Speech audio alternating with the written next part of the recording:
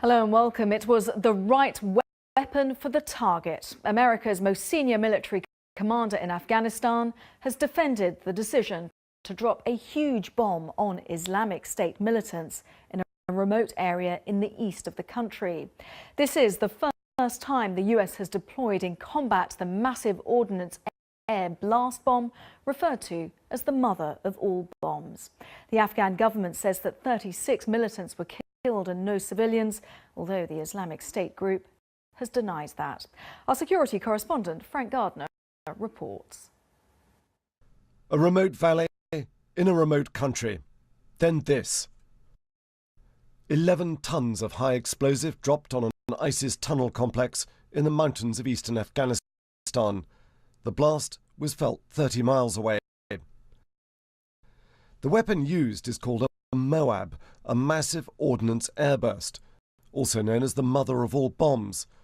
This was its first time used in combat. This was the right weapon against the right target. We will continue to work shoulder to shoulder with our Afghan comrades to eliminate this threat to the Afghan people, especially the people of Mangalore, to the people of the entire region, and indeed, the people around the world. Local villagers confirmed that ISIS fighters had set up bases in the mountains behind them and said the bomb had hit its target. But the strike was condemned by both so-called Islamic State and Afghanistan's former president. How could the United States use Afghanistan as its ground for experiments, for testing weapons of mass destruction on our soil? President Trump's targets now include three major problem areas for the US: Afghanistan, Syria and North Korea. The massive weapon that the Pentagon has used in Afghanistan is intended to send a message to its enemies that you're not safe underground.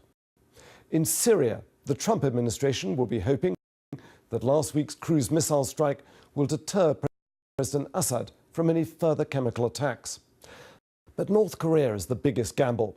Mr. Trump is hoping that sending this powerful naval armada offshore will deter any further nuclear tests. The question now, though, is can he manage three global crises simultaneously?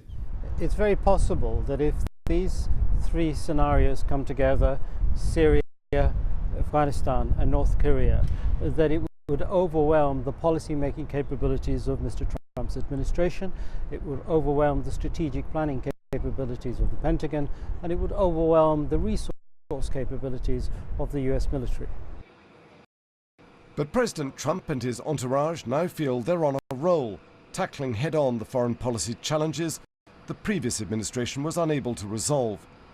There is now the risk that ramping up the rhetoric could lead America into more conflict, or that in the absence of any swift resolutions, Mr. Trump may simply turn his back on foreign adventures and focus instead on domestic issues.